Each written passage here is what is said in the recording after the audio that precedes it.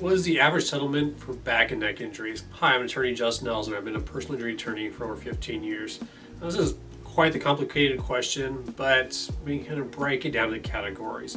So most people in a collision, it's from a rear end collision. It's probably the most common type of collision. And so in those types of collisions, you have neck and back injuries most commonly. So from there, you break into categories of the extent of injuries. Most people will have some minor whiplash, concussion type symptoms. Maybe they get chiropractic, massage, physical therapy for a few months, and they're better 100% and they go on with their life. Those types of cases, usually you're looking at getting any of your damages related to wage loss, your medical bills paid for, and then for pain and suffering, loss of enjoyment of life type damages, and the $2,000 to $4,000 a month for pain and suffering is a pretty normal amount that we would see for somebody with a short treatment duration and fully recovers. Where it gets a little bit more complicated is if it goes into a second level, which is when people need to get some sort of injections. Maybe they're treating for more like a year plus. They're having to try all kinds of things. Now they're doing physical therapy, chiropractic, massage, maybe acupuncture, and maybe even some nerve studies. And now it becomes a little bit more complicated, but we're still short of the category of surgery. And so in that situation, you still are looking at a few $1,000s a month, but you're adding in for extra amounts because of having to get injections, things like that. And so we see that will then bump up the number for your pain and suffering category.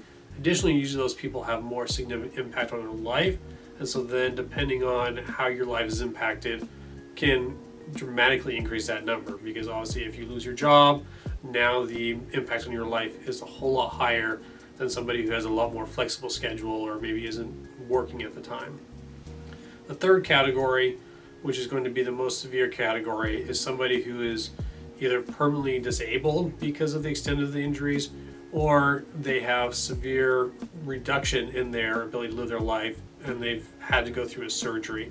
So obviously it's always a last resort, and a lot of people who even are surgical candidates will not get surgery, but those that do, that is going to have lifelong impact. And so a lot of times those cases will get into the hundreds of thousands of dollars and or are limited by the amount of insurance that's available. It's probably one of the most common problems we have is that there just is not enough insurance to cover the losses of somebody who's had to go through some sort of neck or back surgery. Those injuries, also the amount of damages will depend on how old you are and your profession, and then also your hobbies and things like that. And so that's why those types of cases can get into the hundreds of thousands of dollars of losses for our clients. If you are somebody who's been in a collision, if you have some sort of neck or back injuries, even if they seem very minor, happy to talk to you and explain to you the process of a personal injury case. We do offer free consultation, so don't hesitate to reach out.